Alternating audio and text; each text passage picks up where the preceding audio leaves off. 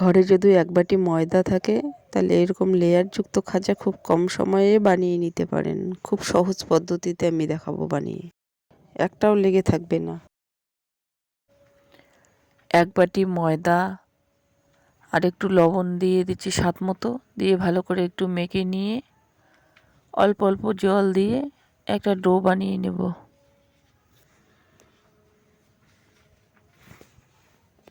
দেখুন আমার মাখা হয়ে গেছে, এখন ঢাকা দিয়ে রেখে দেব। এদিকে একটা বাটিতে 2 চামচের মতো তেল আর 2 চামচের মতো কর্নফ্লাওয়ার দিয়ে ভালো করে তেলটা মিশিয়ে রেখে দেব সাইডে। এদিকে চিনি শিরা বানার জন্য 1 বাটি চিনি আর জল দিয়ে দিচ্ছি। হাফ বাটি জল দিয়ে চিনি শিরাটা ঘন করে নিব। এদিকে লেচি কেটে রুটি বেলে নিব। আমি একে 6-7খানা রুটি বেলে নিচ্ছি পাতলা করে।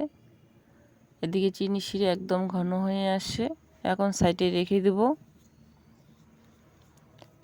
আমি 6টা-7টা রুটি বেলে নিয়েছি, আর রুটিগুলোর উপরে যে মিশ্রণটা মেখে রেখেছি ওটা এখন ভালো করে একটা ব্রাশের সাহায্যে লাগিয়ে নেব।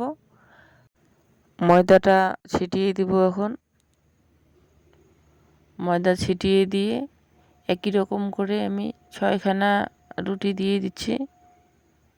দেওয়ার পরে শেষ রুটিটাও আমি একই রকম করে উপরে দিয়ে মিশ্রণটা লাগিয়ে দিয়ে ময়দা ছিটিয়ে দিব।